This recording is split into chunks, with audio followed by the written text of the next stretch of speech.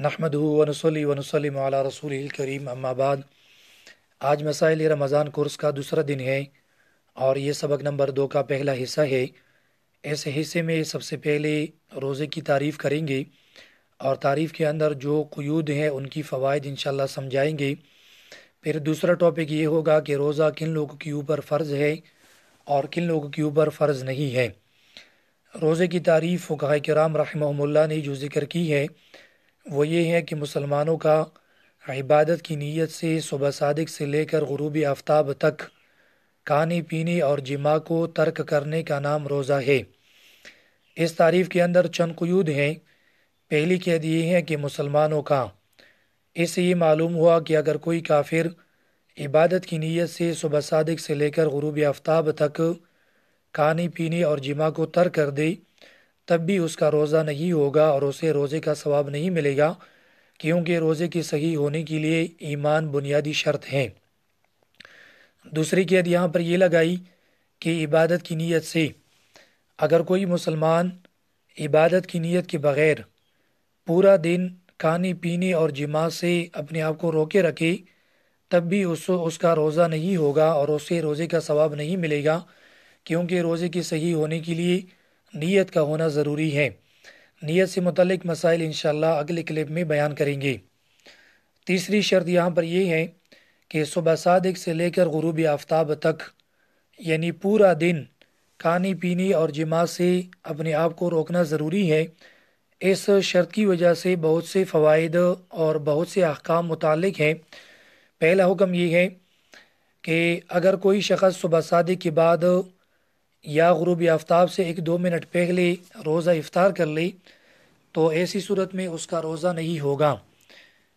دوسرا حکم یہ معلوم ہوا کہ روزے کا تعلق وقت سے ہے، اذان اور سائرن سے نہیں ہے۔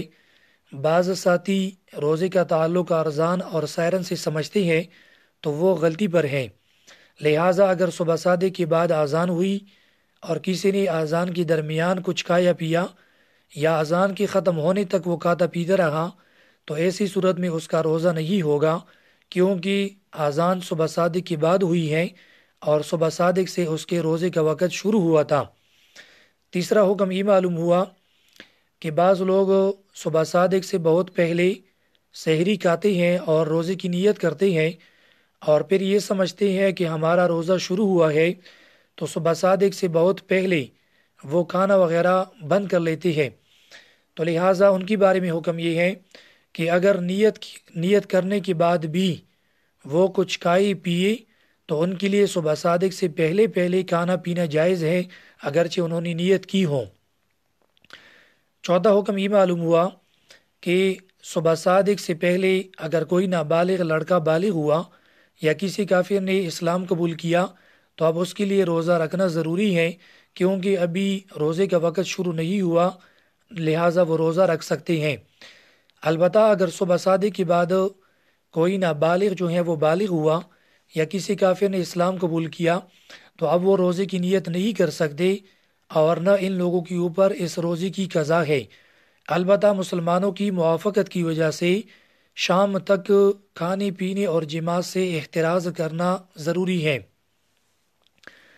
چوتھی شرط ہم نے یہ لگائی تھی تعریف میں کہ کھانے پینے اور جماع کو ترک کرنا، تو اس سے مراد وہ تمام افعال ہے جن سے روزہ ٹوٹ جاتا ہے۔ ان کا بیان انشاءاللہ تفصیلاً اگلے کلپ میں آئے گا۔ دوسرا ٹاپک یہاں پر یہ ہے کہ روزہ کن لوگوں کے اوپر فرض ہے اور کن کے اوپر فرض نہیں ہے۔ تو روزے کی فرضیت کے لیے بنیادی طور پر چند شرائط ہیں۔ پہلی شرط یہ ہے کہ وہ مسلمان ہو، دوسری شرط یہ ہے کہ وہ عاقل ہو، تیسری شرط یہ ہے کہ وہ بالغ ہو، چوتھی شرط یہ ہے کہ اسے فرضیت کا علم ہو، اور پانچویں شرط یہ ہے کہ کوئی شرعی عذر نہ ہو۔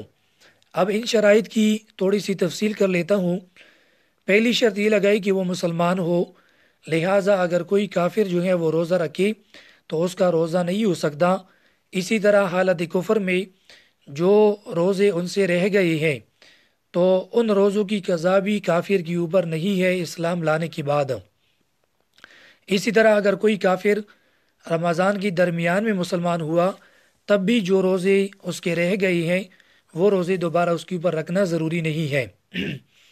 دوسری شرط یہ تھی کہ وہ عاقل ہو، لہٰذا کسی مجنون کے اوپر اور پاگل کے اوپر رمضان کے روزے فرض نہیں ہیں۔ پھر اس میں 3 صورتیں بنتی ہے۔ پہلی صورت یہ ہے کہ اگر کوئی شخص پورا مہینہ پاگل رہا تو اس کے اوپر یہ روزے فرض نہیں ہیں، اور ان روزوں کی قضا بھی بعد میں کرنا ضروری نہیں ہے، یعنی نہ تو اس کے اوپر فرضیت ہے اور نہ بعد میں قضا ہے۔ یہ اس صورت میں ہے کہ جب پورا رمضان وہ پاگل رہا، مجنون رہا۔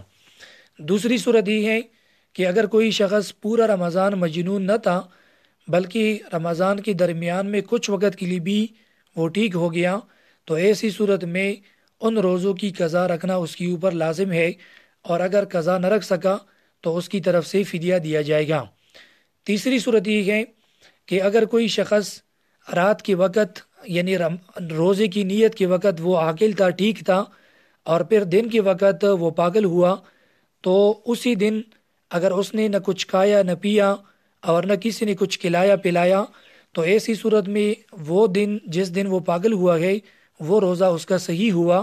البتہ اگلے جو دن ہے اس میں چونکہ وہ نیت نہیں کر سکتا، اس لیے اگلے دنوں کی وہ قضا بعد میں رکھے گا، اور اگر قضا نہ رکھ سکے تو پھر اس کی طرف سے فدیہ دیا جائے گا۔ یہاں ایک مسئلہ یہ بھی یاد رکھے کہ بے ہوش کا حکم مجنون کی طرح نہیں ہے۔